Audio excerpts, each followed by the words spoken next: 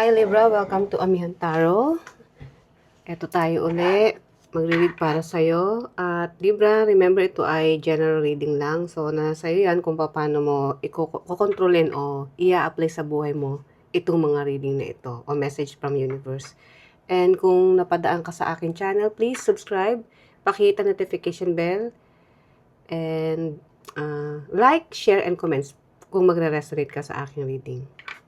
At paalala ng Libra ha, ito ay gabay lamang. So, nasa sayo pa rin ang control. So, Libra, ito yung reading. So, universe, ano ang mga messages para kay Libra this week, July 27 to August 2, 2026. So, let's start. Block. Silence. So, ang energy mo ngayon is, o maaaring meron ka binlock. Maaaring tao na kakonekta mo romantically or kasama sa trabaho na medyo nagkaroon kayo ng conflict or argument. So, sa ngayon, mas nag-decide ka na lang na i-cut muna tong person na to or permanenteng pagbablock sa social media para magkaroon ka ng kapayapaan. Para sa'yo, ayaw mo na ng magulo. Gusto mo na maging mapag-isa, maging payapa. Lalo na kung ito ay medyo close sa'yo o importante sa buhay mo. Kumbaga, meron talaga siyang posisyon sa buhay mo. And then, new doors are opening, new home. Okay, so, maaaring gusto mo ring lumipat ng bahay para makapagsimula uli kung sakaling meron kang ibablock o iiwanan o let's say iiwasang tao. So para sa tingin mo mas maganda na lumipat ka sa ibang lugar o ng tirahan or meron kang panibagong opportunity na naghihintay sa'yo. Whether ito ay business at trabaho or mga new resources para sa iyong daily expenses sa iyong kabuhayan. And then, lesson learned. Kung ano man tong sitwasyon na sa tingin mo is kailangan mo ng iwasan o talikuran is nagkaroon ka ng aral. May natutunan ka. Maaaring natuto ka kung paano maging magkaroon ng limitasyon pagdating sa pakikisama sa tao. Kung paano magkaroon ng kung kailan ka dapat dumistansya. So, ando doon yung ngayon mo siya nare-realize, ngayon ka nagkakaroon ng mga aral sa mga let's say may nagawa ka sa tingin mo hindi ganun kaganda. So, ngayon mo naiisip 'yon. So, now, Libra, punta tayo ngayon sa iyong tarot reading. So, universe, ano ang mga message na paparating kay Libra this week?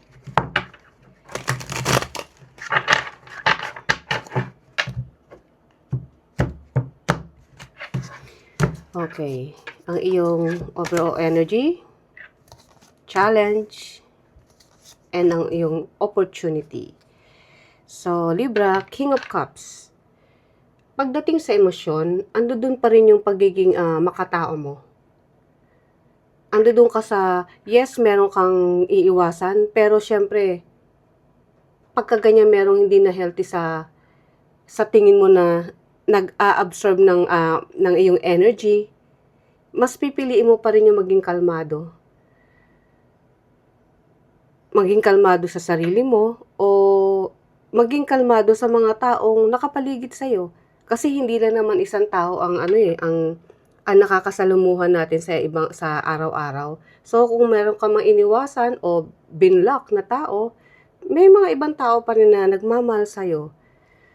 At dun mo ifo-focus yung pansin mo, yung iyong atensyon. So yun ang nakikita ko rito. And then ang challenge, 8 of Swords. Yes, kahit sabihin pang meron kang iniwasan, ando doon pa rin yung para ka pa ring hindi maka-move on. Parang sa tingin mo is hindi mo kayang kalimutan kung sino man 'to. Andiyan iniisip mo pa rin, naguguluhan ka sa gabi para kang hindi makatulog. So, andun yung maraming tanong sa isip mo kung bakit mo dinadanas o bakit may nangyaring ganito na kailangan humantong sa parang pag-iiwasan o pagba-block sa isang tao o sa isang, let's say, romantic partner. 'Di ba? And then, ang iyong opportunity, Knight of Wands. So, ang Knight of Wands is, mahilig kumbaga, yung passion niya nandoon. Mahilig siyang umaksyon. Kung ano yung gusto niya, gagawin niya. Kumbaga, yung determination is nandoon din. Kung iniiwasan mo ang taong ito or meron kang panibagong opportunity na magbubukas sa'yo, ibabaling mo na dun yung focus mo. So, dun yung determinado ka sa kung ano man tong uumpisahan mo. At wala kang pakialam, kumbaga, hindi mo hahayaan na mag-mix yung emosyon mo ng lungkot and then yung isang bagay na dapat mong pagtuunan ng pansin. So, hindi mo hahayaang may sumagabal sa kung ano yung gusto mong gawin. So, kung ano man to, itutuloy mo pa rin. Ando dun yung yung focus mo. So, let's clarify. So, ano ang mga message para kay Libra? King of Cups. Five of Swords. So, despite na nagkaroon ka ng mga, let's say, conflict sa isang tao or argument, hindi pagkakaunawaan, open ka pa rin, pero hindi na sa taong to. Open ka pa rin sa ibang bagay, sa ibang pwede mong pagtuunan ng pansin, yung makakatulong sa'yo, magkakaroon ng inspirasyon para sa'yo. Kasi para sa'yo ang buhay ay kahit meron mang naging problema o may masalimuot na pangyayari, hindi mo kailangang dibdibin o hindi mo hayaang masira yung araw mo o yung mga plano mo sa buhay. Kasi ang problema habang nabubuhay ay nandiyan lang yan. So, kayang-kaya mong iwasan o ibaliwalain tong mga problemang dumadaan sa'yo. Kahit na meron kang taong nakabangga o nakaaway. So, hindi hadlang sa'yo yan. Ready ka pa rin gawin kung ano yung gusto mong gawin. Ready ka pa rin makipag-usap na maayos sa mga taong maayos kausap. Diba? So, yun na nakita ko. And then, Eight of Swords. Clarify natin yan. Four of Pentacles. Yeah. So, alam mo, itong taong to, kung sino man to, itong sa sitwasyon na to, meron kang new opportunity, yes. Pero tingin mo natatrap ka sa sitwasyon na to. So, hindi ka makatulog, hindi ka makapag-concentrate. So, kahit kailangan mo maging balance, maging stable or focus sa iyong trabaho o pupuntang opportunity, may time na hindi ka, parang alam mo yung medyo hindi ka ganun ka-confident. May time na yes, porsigido ka, pero may time na iniisip mo kung kaya ko ba to? Sa tingin ko kaya mo kasi andito yung determination eh. So, may mga sumisingit lang na energy. Yun lang naman yun. Pero hindi ko nakikita na magiging hadlang to. Lalo na kung ang pagtutuunan mo ng pansin is merong makikinabang na kailangan mong tulungan. Like family mo, na importante sa'yo, di ba? Or meron kang kailangan ding ayusin sa buhay mo. Or bilhin na mga gamit para sa'yo. So, kailangan mo ng trabaho, kailangan mo ng pagkakakitaan.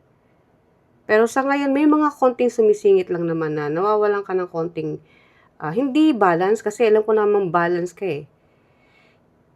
Nagkakaroon na ng, sabihin natin na nag-iisip ka pa rin kung bakit nangyayari to. sabi ko nga, ang problema is hangga't nabubuhay ka, merong problema. Pero hindi naman ibibigay yan kung hindi mo kaya. So, dun matitest kung gaano ka kagaling mag-handle ng mga issue sa buhay. So, Knight of Wands, Nine of Pentacles. See? Nine of Pentacles is ang taong independent. Kaya mong alagaan yung sarili mo. Kaya mong gawin yung mga passion mo. Kaya mo mag-isa. Kasi ito yung independent eh. Kumbaga, kung dati naka-ano ka rito sa babae ito, umaasa ka o masyado kang focus sa kanya, like sabihin natin codependency, itong opportunity mo ngayon is kaya mo bumitaw dyan. Oo, masakit. Oo, nakakapanghinayang na relasyon, kung sino man to, nasabi ko nga, importante sa buhay mo. Pero maiisip mo na, hindi, pwede ituloy mo pa rin yung buhay mo. Diba? Kaya nga sabi ko sa'yo, aggressive ka o determinado ka kung saan man yung pipiliin mo na sitwasyon.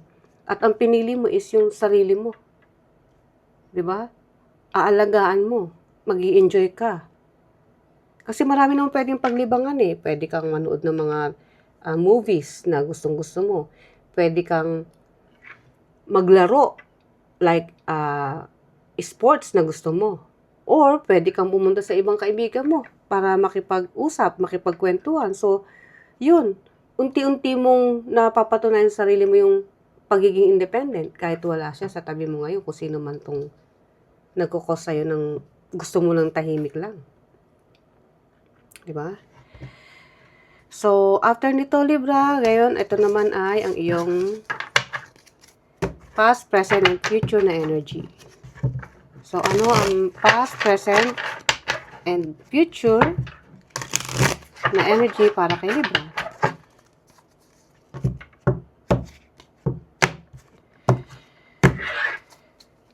Yung past, the Emperor. Present, Three of Cups.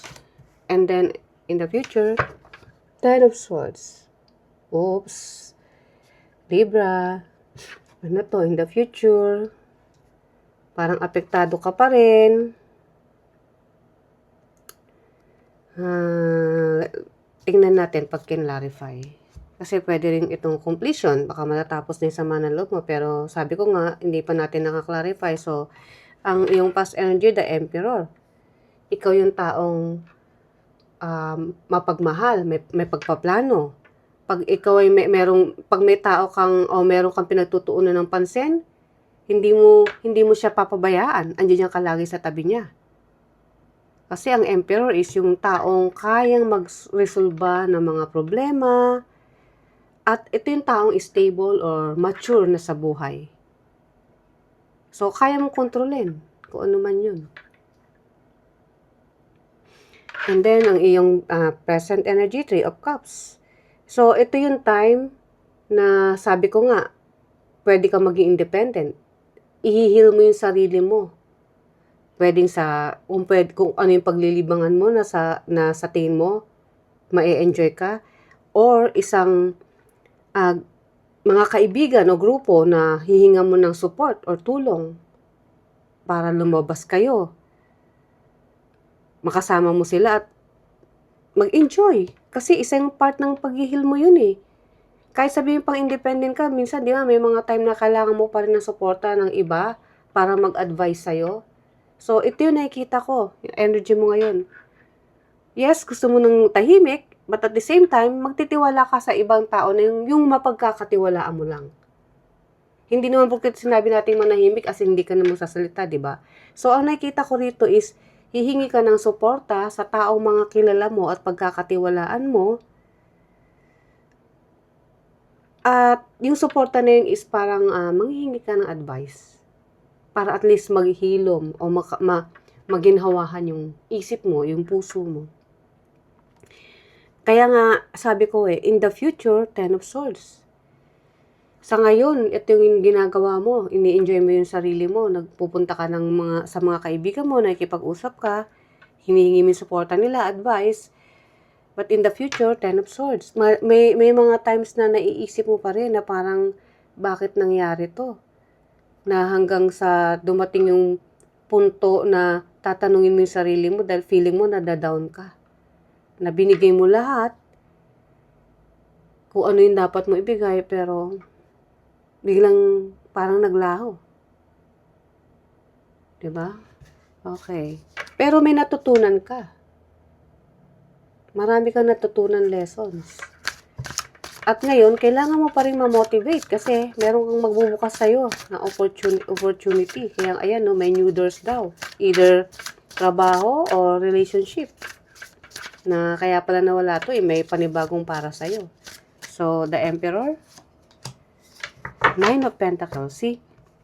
Yung Nine of Pentacles is lumabas din kanina eh. It means na ikaw nga yung taong stable may pagpaplano. So, nasa sa'yo yung control kung paano mo ilulugar yung sarili mo sa sitwasyon, mapatrabaho, o isang sitwasyon, mapapamilya, o mga importante sa'yo sa buhay. So, kahit pa sabihin natin, hindi pa kayo nagkaka-problema o nagkaka-issue ng taong binlock mo, hindi ka pa rin yung taong yung parang down na down kahit na etong taong to nasa tabi mo o hindi. Kaya mong libangin yung sarili mo. Diba? Nasa yan kung paano mo dadalhin yung problema mo. At dun magaling ka, nakikita ko.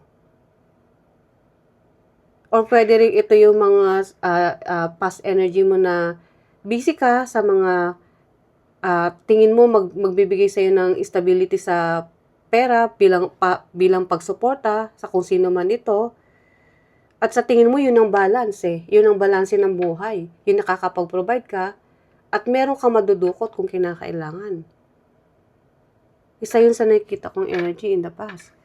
But right now, since meron kang dinidibdib o nararanasang problema, nandoon pa rin yung energy mo na kailangan mo pa rin ituloy ang buhay. Yes, gusto mo pag-isa, pero kung kung sino yung mga taong pinagkakatiwalaan mo, kailangan mo pa rin ang advice nila at suporta nila. Six of Cups. Oo, Six of Cups is mga taong nandiyan lagi sa tabi mo. Pwede nga itong is isang grupo na siguro isa kang member ng, let's say, organization, sportsman yan, or sa simbahan. So, doon. Humihingi ka ng support sa kanila. At para sa'yo, ito yung tinatawag mong balance kasi may mga nag-a-advise sa'yo, kumbaga doon yung harmony, pagkasama mo itong mga to. So, malaking tulong, malaking bagay itong mga taong to. At ito yung kailangan mo sa ngayon. Parang itinuturing mo na therapy to sa'yo. Yung makipag-usap sa mga taong totoo sa'yo. So, ituloy mo lang. And then, in the future,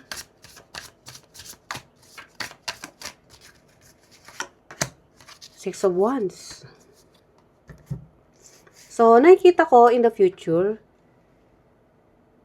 kahit na, yun nga, masakit at feeling mo na down ka, at may mga time na parang nawawalan ka ng self-confidence, alam mo na darating ang araw na makaka-recover ka at sasabihin mo na hindi ko inaasahan na alam mo yung parang blessing in disguise na nawala sa'yo itong taong to. Dahil in the future, nakikita ko itong Ten of Swords na to is a completion ng mga paghihirap na dinadanas mo sa ngayon. At pag yun nalampasan mo, kaya rito may victory o success, feeling mo nanalo ka na hindi ka pala talunan. Kasi merong mga magbubukas na opportunity sa'yo. Na dahil doon, masasabi mo na tama rin pala yung nangyari. May mga bagay talaga na hindi nagtatagal at hindi para sa'yo. At yun yung tatanggapin mo. O tatanggapin mo na failure, yes, pero at the end of the day, parang ikaw pa rin yung nanalo. Kasi mararamdaman mo na mas masaya pala itong panibagong mundo na gagalawan mo. So, maganda, Libra. And then, last message from universe.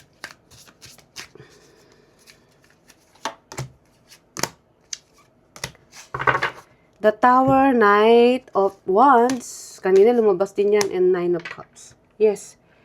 Ito yung biglaan nangyari na hindi mo inaasahan. Yes, nagkaroon ng shake-ups, pero in the end, nakaganda pala. Kaya nga sabi ko parang blessing in disguise. Kasi hindi mo pa rin hinayaang panghinaan ka ng loob. At dahil sa ginawa mo yung dapat, na yun nga, mag-move forward at kung mawala, kung saan man to, kung sino man to, kung ano mang sitwasyon to, and dito yung Nine of Cups, yung mahal na mahal mo yung sarili mo. At dahil sa mahal na mahal mo yung sarili mo, magaan yung araw-araw na pagtatrabaho o sitwasyon na kinabibilangan mo. Na para sa'yo isa yung wish fulfillment. Yung emosyon mo is punong-puno ng saya, punong-puno ng harmony. Kaya nga sabi ko sa'yo, parang in the end, marirealize mo na, oh, tama lang pala na nangyari yun. So, Libra, ito ang iyong reading. Sana nagustuhan mo at see you ulit sa mga susunod pang reading. Bye!